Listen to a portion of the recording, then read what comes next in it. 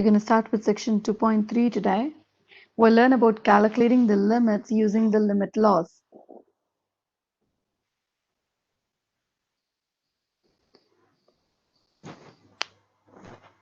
So the first one is the limit laws.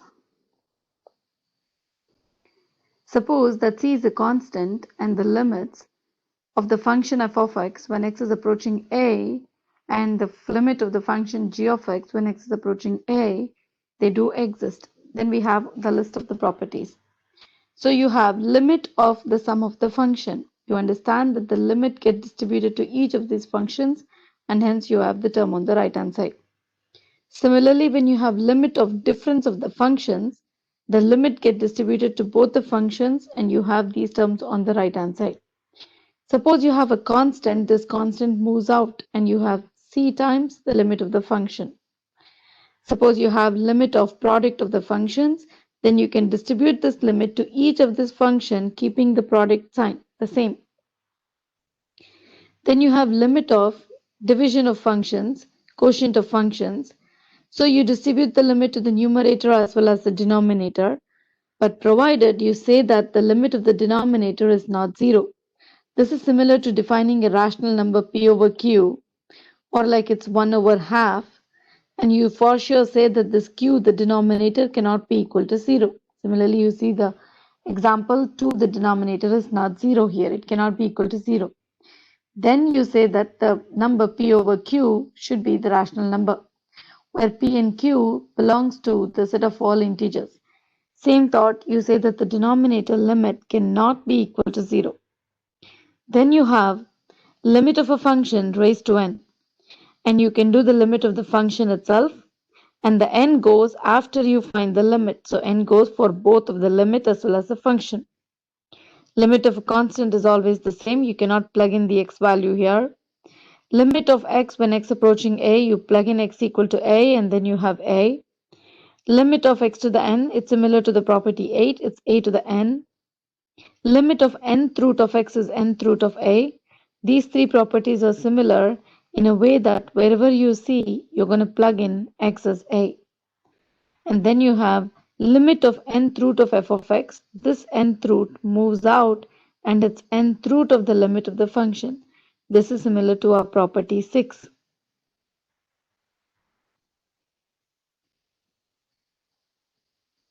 So let's do some examples here. So you are given graph f and g and you're asked to evaluate each limit, and if the limit does exist, you're going to explain why.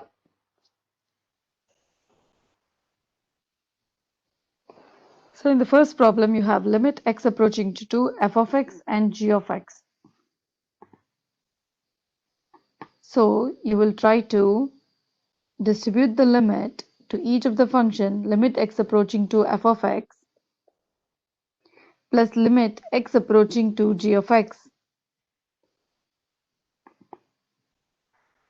Now when x is approaching 2,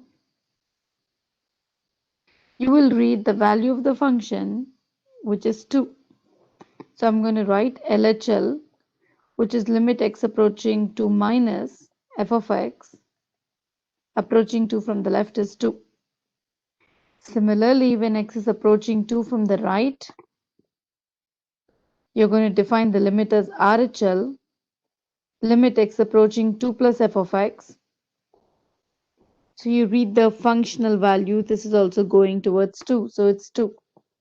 So because the left hand limit and the right hand limit are the same, you can conclude that the limit x approaching to f of x, these two are equal, so you can say the limit value is 2.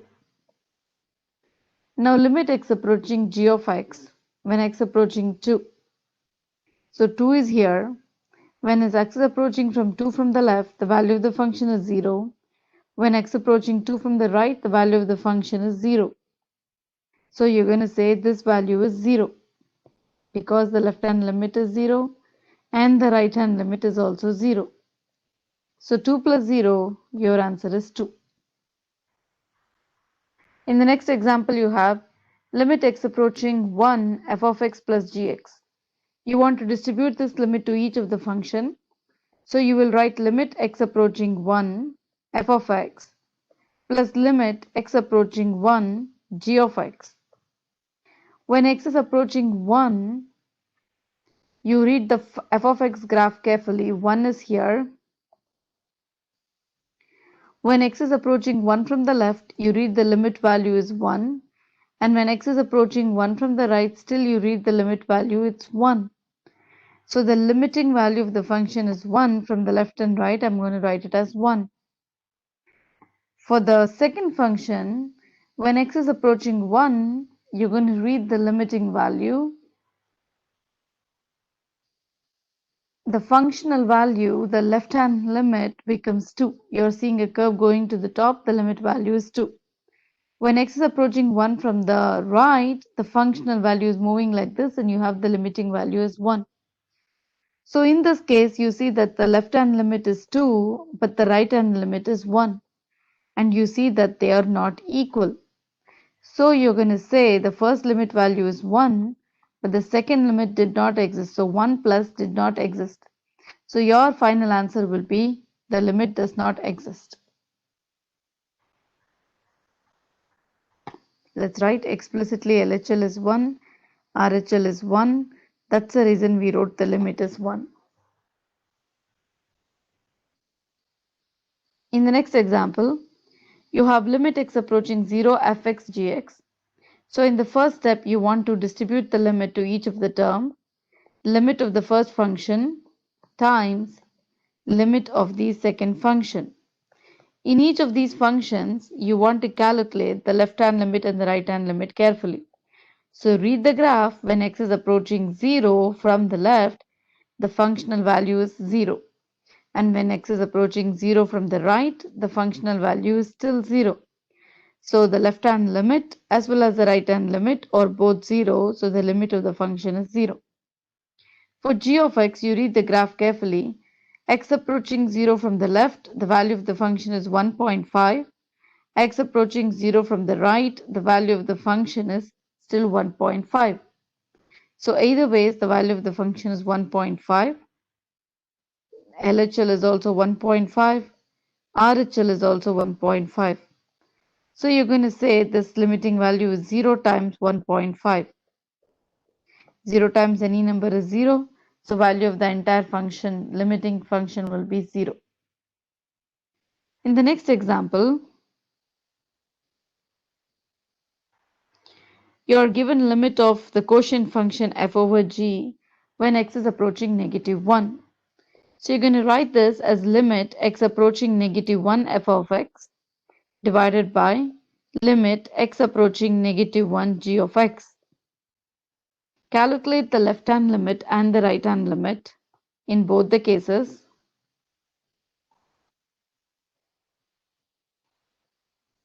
When x is approaching -1 from the first graph, you have the limiting value going towards -1. Similarly, when x is approaching -1 from the right, the limit value goes to -1. So you're going to say both the cases, the limiting value is -1. Similarly, you will study the g graph. When x is approaching -1 from the left, the value of the function is 0.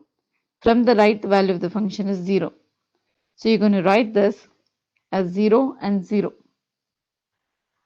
So you have -1 over 0. Any number divided by 0 is infinity. So you're going to write it as infinity. So this infinity is also an undefined quantity. You can say it's undefined. You will see this many times when you do some calculations. When you have 0 over any number, it can be 1, 2, 3, even 100. 0 over any defined numbers, positive or negative, will always be 0.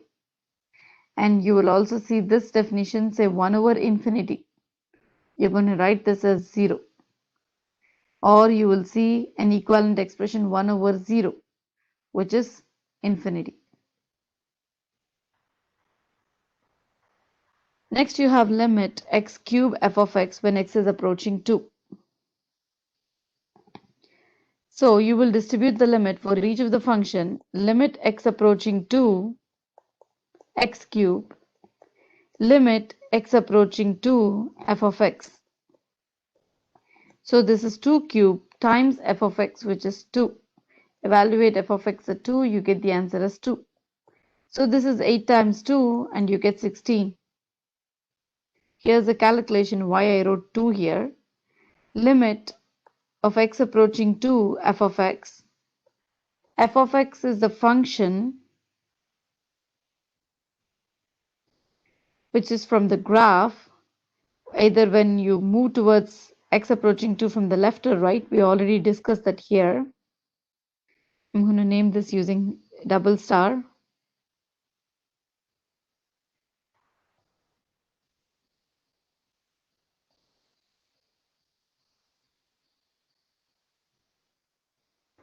This step here. From the left and the right, we know that when x is approaching 2, the functional value is 2. So I'm going to write this as 2. And hence I wrote 2 cubed times 2.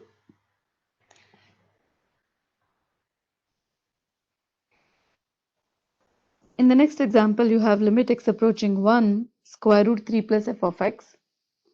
Using the limit law 7, which we saw on the top, let me distribute this limiting value for each of the function, say 3, plus limit x approaching 1 f of x. But still you have the square root. For the first function, you have a limit of a constant. The answer is exactly the same constant because you cannot plug in the x value as 1 there. For the second one, we did calculate the limit x approaching 1 f of x from the top, the previous problem, that this limiting value is 1. So simplify, you have the limiting value is 2.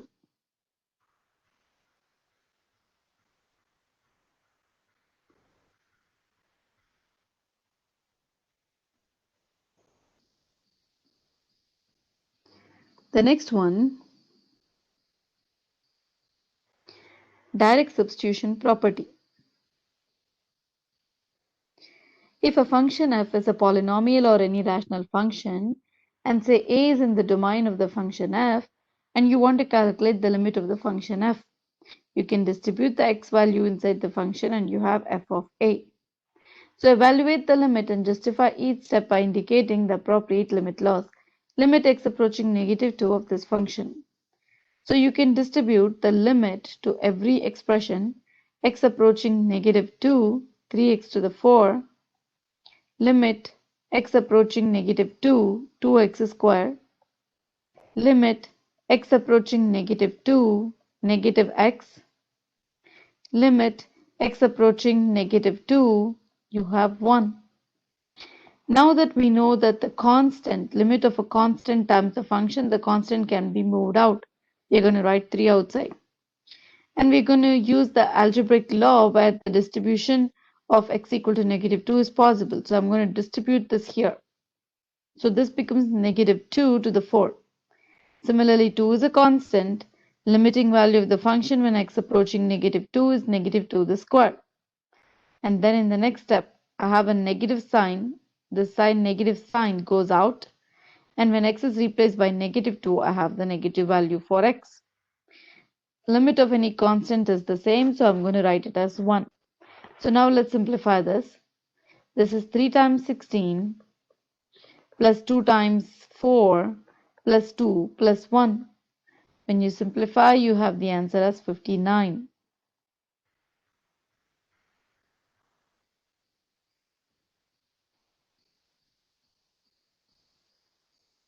In the next example, you have limit of a square root function. So you're good to distribute the limit to both the functions. So we're going to write this as a square root limit x approaching 2. You have 2x squared plus 1. And then you have limit x approaching 2. You have 3x minus 2. So when x is approaching 2, plug in x equal to 2. So you have 2 times 2 square plus 1. The entire square root divided by 3 times 2 minus 2. So wherever you see x, you're going to replace it by 2. Simplify. You have the numerator is 9, denominator is 4. Take the square root of these numbers, so you have 3 over 2. In the next example, you are asked to evaluate the limit if that limit exists. So in the numerator, you are seeing a function x squared negative 4x. So in the very first step, I want you to plug in 4 here. When you plug in 4, you see 4 square minus 4 times 4, 16 minus 16, you get 0. Similarly, plug in 4, simplify. 4 square minus 12 minus 4 is still 0. So you get 0 over 0 form. This type of 0 over 0 form limit values are called as indeterminate values. You cannot write your final answer in the format of 0 over 0, 1 to the 0, 0 to the infinity. There are several other indeterminate forms. So you cannot write this to be a nice, neat, simplified answer. So you want to do some algebraic tricks to avoid this indeterminate form. So now you see that in the numerator you have x common.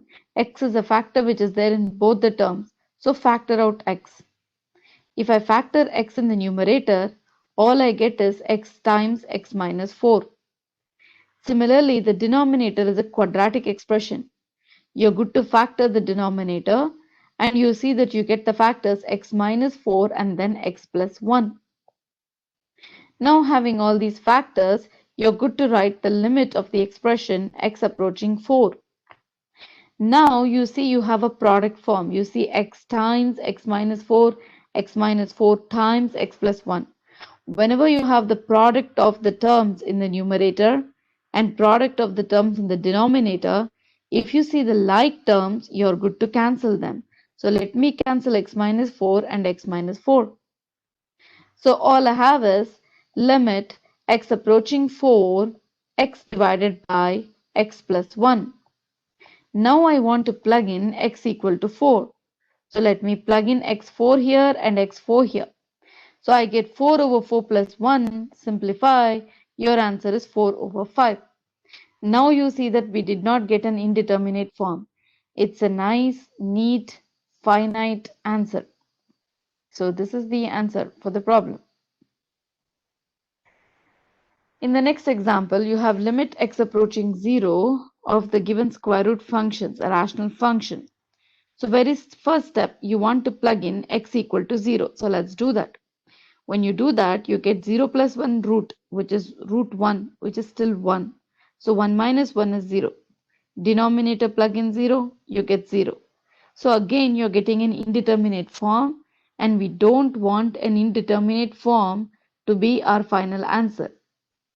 So to avoid this, we use some algebraic tricks.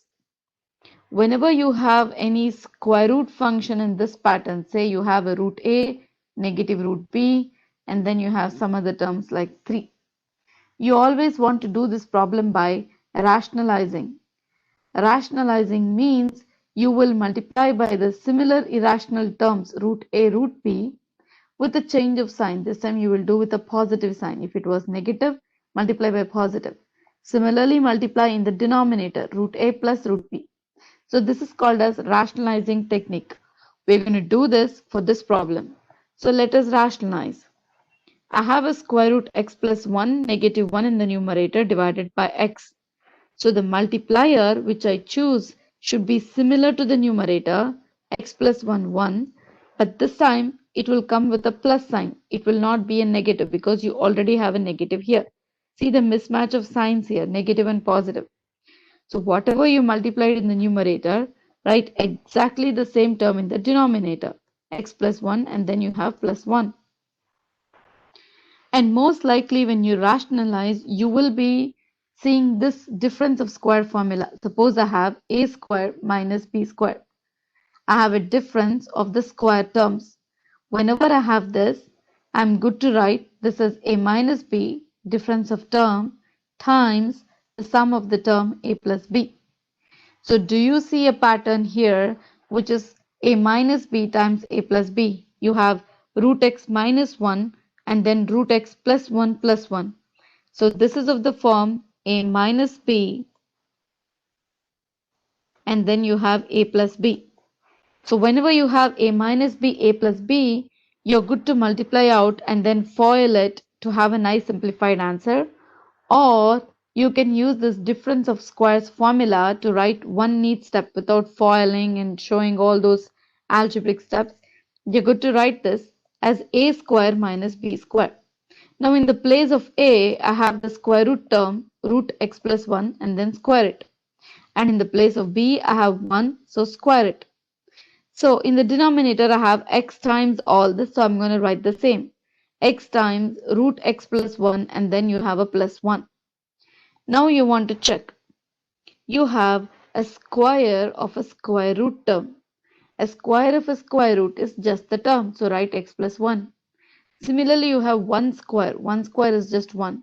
But you have a negative sign here, so bring that negative sign here. In the denominator, I have x times root x plus 1 and then plus 1. In the numerator, I have a plus 1 and minus 1. When you do 1 minus 1, you know it's 0, so just cancel them.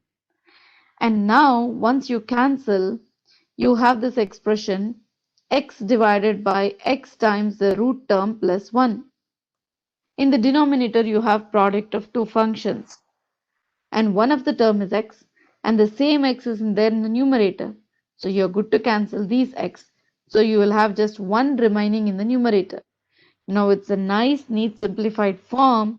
So at this step, we are good to write the limit of the function rather than we writing limit in every step. You understand that there was a default limit in the first step, but we did not evaluate anywhere, so we did not plug in, we did not write anywhere. But whereas when you're ready to plug in, you have a nice, neat, simplified fraction, you're good to rewrite the limit. So I'm going to write limit of the function 1 divided by root x plus 1 and then plus 1. So plug in x equal to 0, you have root 0 plus 1 plus 1. Simplify, you have 1 over 2.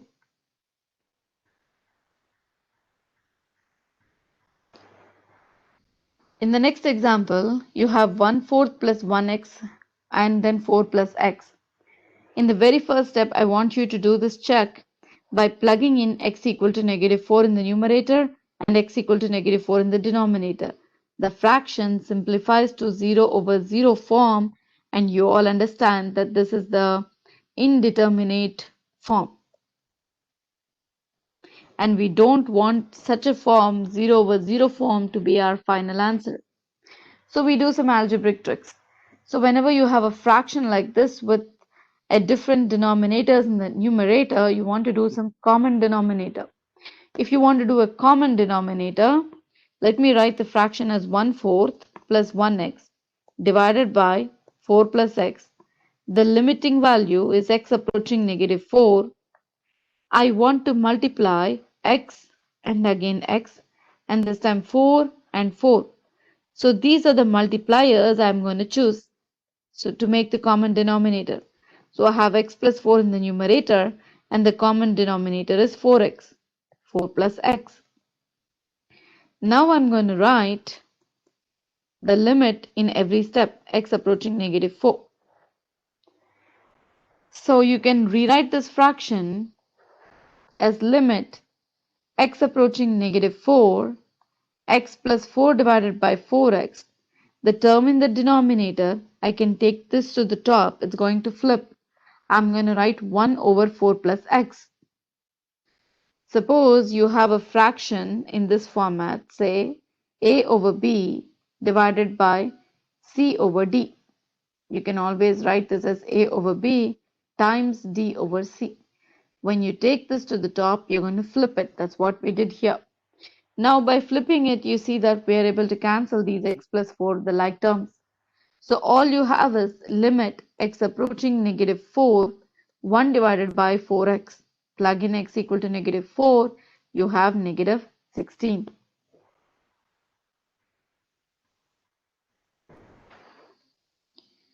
In the next theorem, we learn about a function which lies in between two other functions f and g. We call it as the squeeze theorem. The function g is bounded above by h of x and bounded below by f of x. So x is near a and accept possibility exactly a. So suppose say that the limiting value of the function f and the function h turns out to be equal and it's equal to L. Then you can always say that the limiting value of the function g is also L, the same value. So let's do this example. You have an inequality given. You are asked to find the limit of the function. Suppose you are given a function f of x equal to x squared plus 2. And say I ask you to find the limit of this function when x is approaching 2. That's very easy. All you do is plug in x equal to 2 here. So you have 2 squared plus 2. You write the answer is 4 plus 2, which is 6. But that's not the case here in this example. You are not given explicitly f of x, but still you're asked to find the limiting value of the function. So in this case, you would define the first function as f, the second function as g, and the third function of h. And it is similar to the definition, the squeeze theorem. You have one more name for this theorem. We also call this as the sandwich theorem.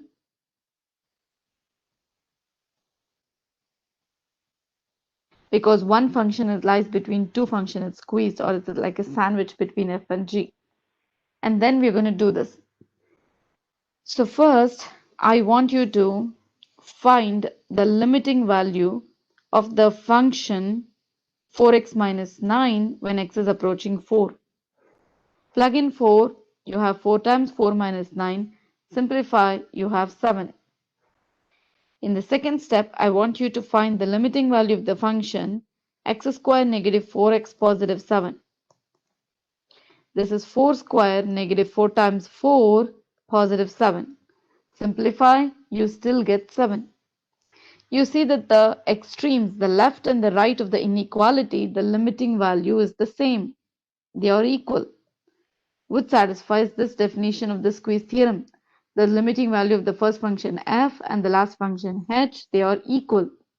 Once you see this, you will be able to say that the limiting value of the function which is in between them, which is f of x, that's also going to be the same. It's the 7.